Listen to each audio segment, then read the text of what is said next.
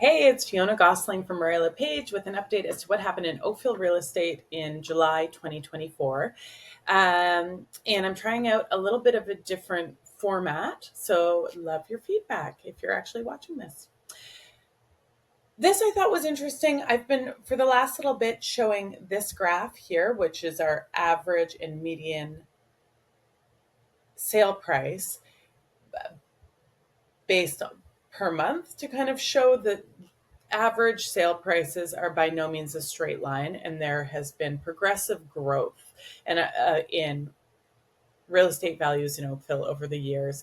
And particularly right now, when sales are slow and the news media is saying basically that the sky is falling, I thought it was useful to kind of visualize what that actually meant. And so I compiled what the annual average sale price was from 2017 on.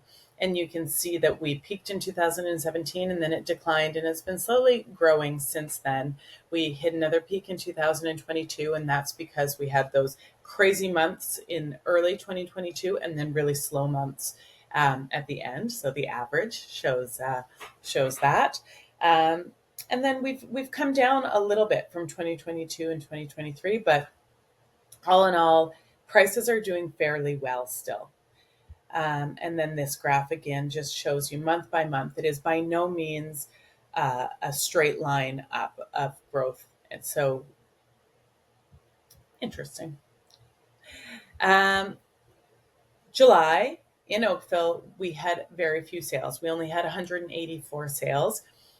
It was compounded by the fact that we had a ton of inventory. So there's 970 units available to choose from, and only 184 sales was translated into 5.3 months of inventory, which is more inventory than I have seen in years and years. So it is something to watch. The impact was the average sale price came down a little bit to $1,478,000, and the median sale price came down quite a lot.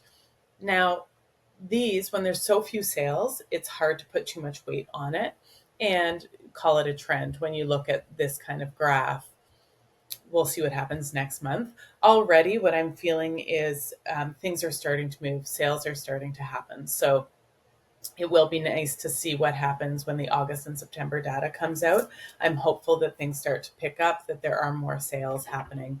I think part of the reason that there are so many units available is because people know now that it might take a little longer to sell their house. So if they want to buy something, they're putting their property on the market first. It's my theory. We'll see. This slide is we're looking at what happened in July 2024 versus 1 year ago. So year over year, our sales are up very slightly. We had 3% more sales this July than we did last July. Now, last July was pretty slow too. But we had 71% more inventory to choose from. So if you're a buyer and you've been sitting on the sidelines, this is a great time to get in and buy. There's a 66% increase in months of inventory. And our average sale price is down very slightly. It's down 3% over this time last year. And it's taking longer to sell, 28 days versus 21 days. Those average sale prices are counting condos, townhouses, and detached homes.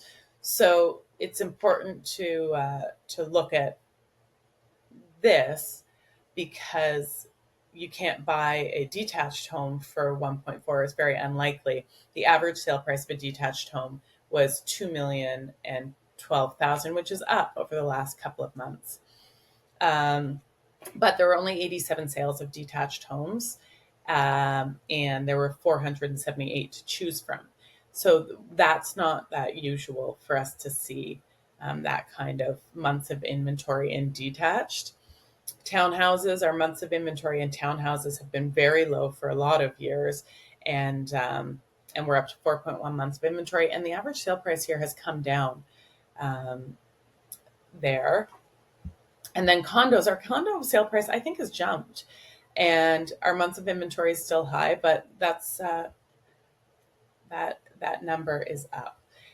I thought this is where we've changed the format a little bit, because I would look at this every month, and without knowing what had happened in the previous few months, I didn't find it that interesting, or I'd have to go back and kind of look at what that meant.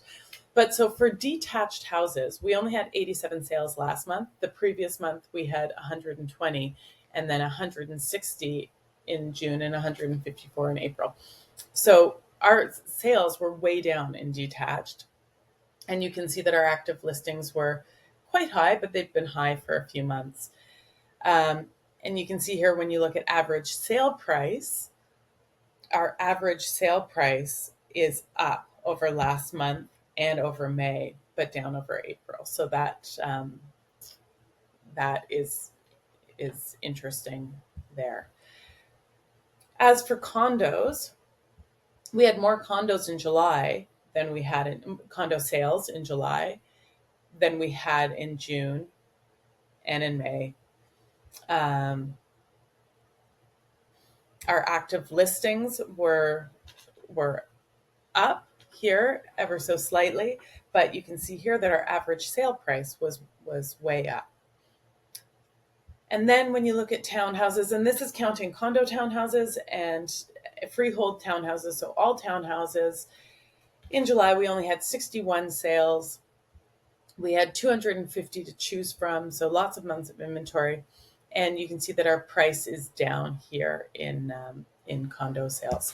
So if you had specific questions about what's going on, you're thinking about doing something in this fall, and you want to get a better grasp on what's going on in your particular micro market or section of the market, reach out and I'm happy to do a more detailed analysis for you there.